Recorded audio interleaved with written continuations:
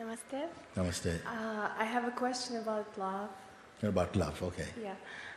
Is unconditional love possible in romantic relationship? And what is love? Thank you. Is unconditional love possible inside a romantic relationship? And also, second part, what is love?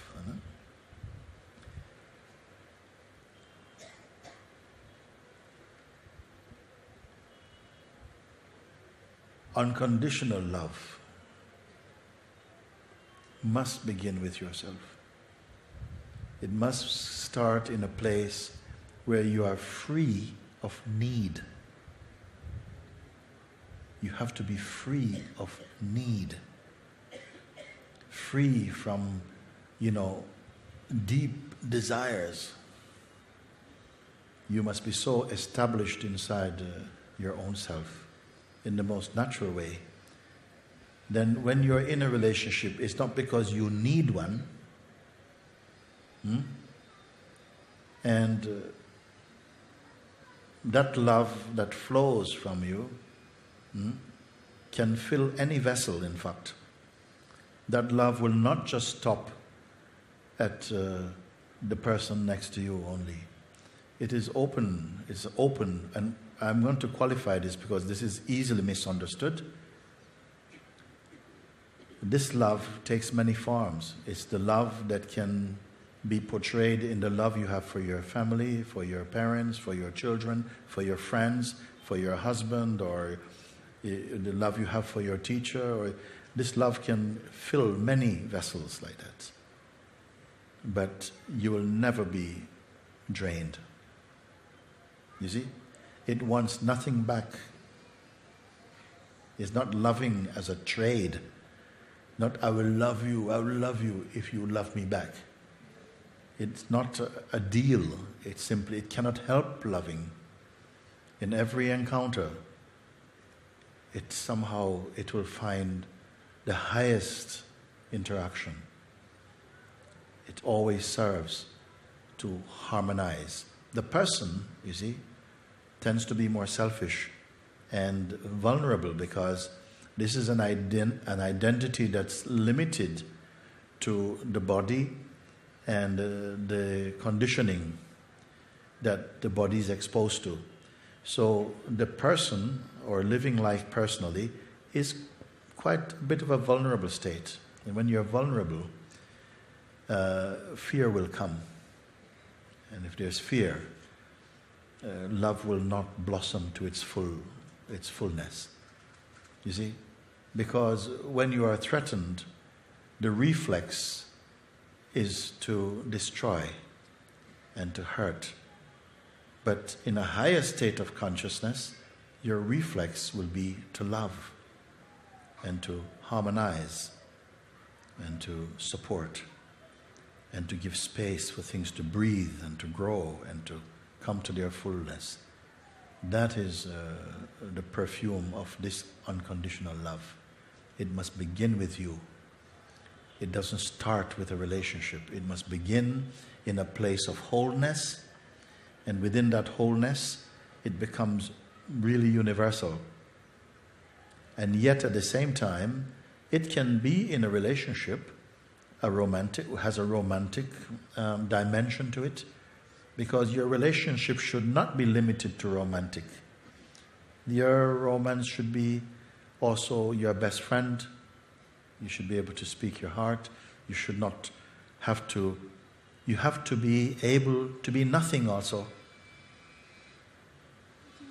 I want to explain like this because once someone say, Guruji, thank you for allowing me to be nothing, to be nobody.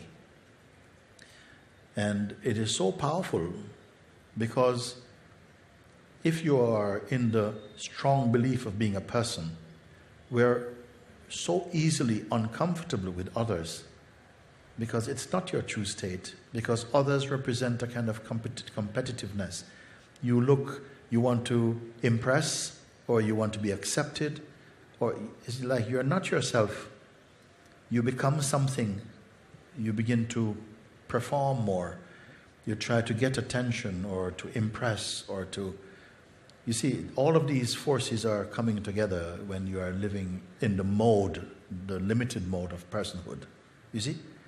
So, when you love someone, you have to also be able to forget yourself. The love makes you forget yourself personally.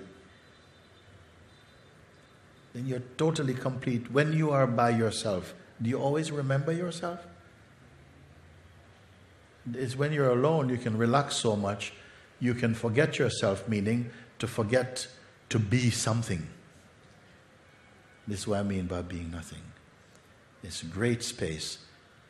It's a great space to be able to be out of shape. You see? I don't mean out of shape. I'm talking about out of form, out of psychological self-consciousness. You see? All this is aspects of that beautiful love. There's a peace about love also. You see? And peace comes when you are relaxed in your being. And then there's trust also. This flows also. You're trusting, but you don't pour yourself out completely. But trust arises within your being. You see? You're not desperate. You're not desperate for love. And even if you're rejected, you will feel the pain, but you'll know you're fine also. So there are so many facets, so much dimension to that fullness of love that you're speaking about. So don't limit it only to romance. You see?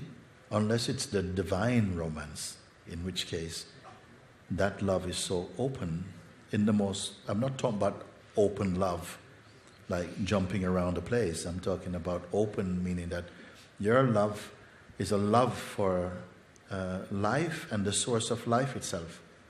Then such a being is rare.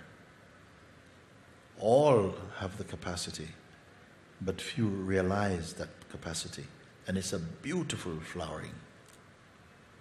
It's a beautiful state of being. You see? We need more examples. The world does not need so much more teachings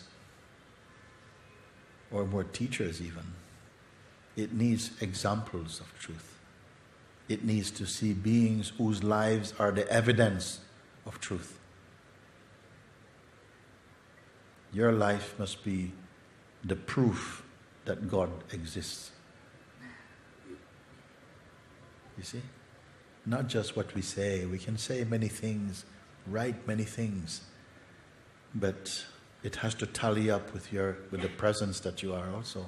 Must reflect that deeper understanding. And that capacity is in you to realize that. The fullness of that is in you. It is fundamentally what you are. But it must also flourish and show itself in the tangible world also.